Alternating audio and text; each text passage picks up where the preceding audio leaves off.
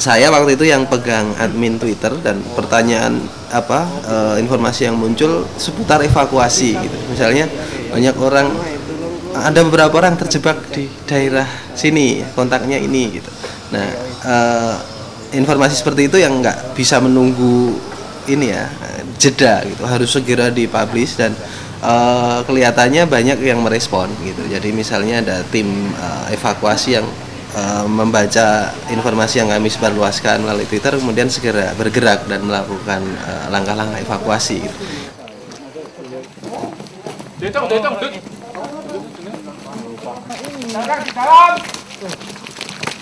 Itu terjadi dari jam 1 malam sampai sekitar jam 6 pagi gitu. Nah, mulai jam 5 itu di percakapan di Twitter sudah langsung bicara tentang ini, pasti setelah ini orang pengungsi yang baru pindah itu nggak akan sempat masak, logistik juga pasti kacau balau gitu. Hingga dalam putaran diskusi di Twitter itu kan muncul ide harus ada gerakan nasi bungkus gitu.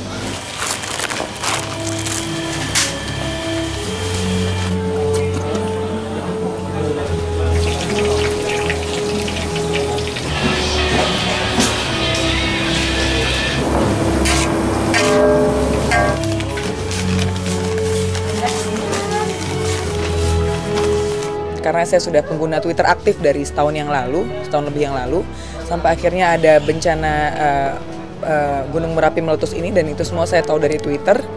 Karena saya jarang nonton TV jujur aja, dan saya akhirnya tertarik mulai dari berita yang ada di Jalan Merapi di Twitter, baik itu yang ada di TV mengenai korban bencana Merapi ini sendiri, sampai akhirnya saya tergerak untuk ikut daripada diem aja, walaupun bisa dengan hal lain membantu dengan transfer uang atau lain sebagainya. Cuma saya berpikir saya lagi punya waktu banyak, kenapa enggak sih saya turun langsung untuk lapangan seperti itu.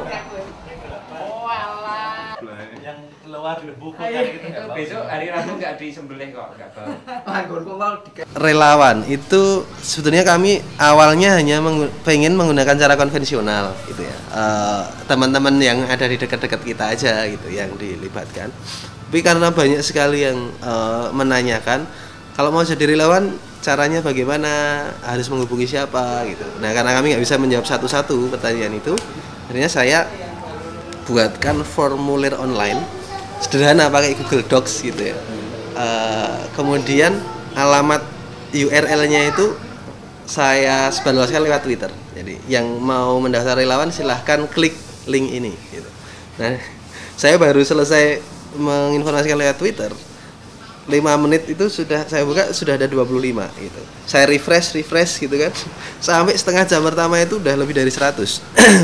Hari ini sekitar dari pendaftaran itu sekitar 2 minggu ya, dari sekarang ini sudah hampir 3.000 yang mendaftar gitu. Enggak hanya yang di Jogja tapi juga di luar. Halo, selamat sore. Putri Pak.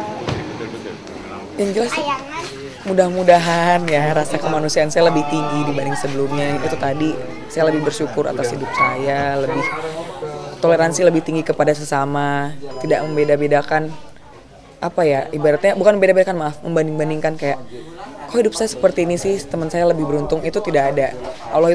Tuhan itu maha adil. Dan saya harap setelah ini semua, khususnya di negara saya ya, itu pemerintahnya lebih menyiapkan tempat untuk pengungsian, penanggulangan bencana, baik itu pra bencana ataupun pasca bencana.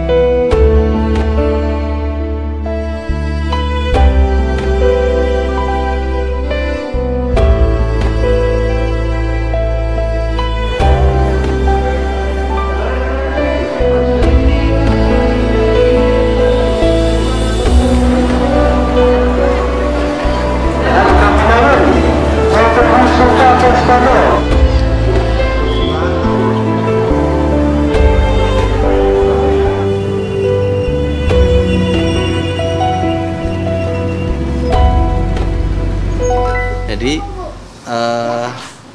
asumsi dasar yang kami yakini adalah informasi itu kekuatan. Nah, kalau siapapun yang bisa mengelola informasi maka dia akan kuat gitu. Nah, kalau selama ini masyarakat terutama yang akar rumput ini kan hanya konsumen informasi gitu. Kita dorong mereka ini bisa bisa mengelola gitu ya, tidak hanya mengkonsumsi tapi bisa memproduksi, mempertukarkan kayak gitu. Dan kami melihat korban bencana itu bagian dari mereka yang terpinggirkan ya, yang tidak bisa bersuara. Jumlahnya banyak tapi tidak bersuara gitu.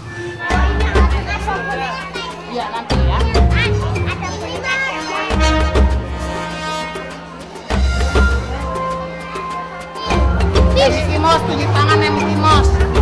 1, 2, 3, 4.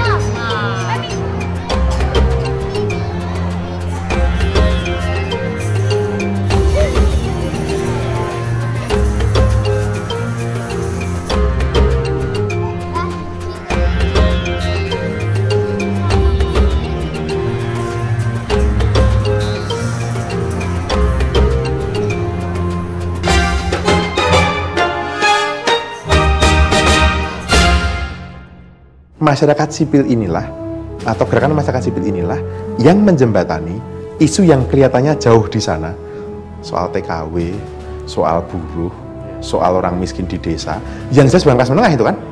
Itu tugasnya civil society itu, untuk mendekatkan isu ini atau membunyikan dalam bahasa yang sedemikian rupa sehingga bisa beresonansi dengan yang lain.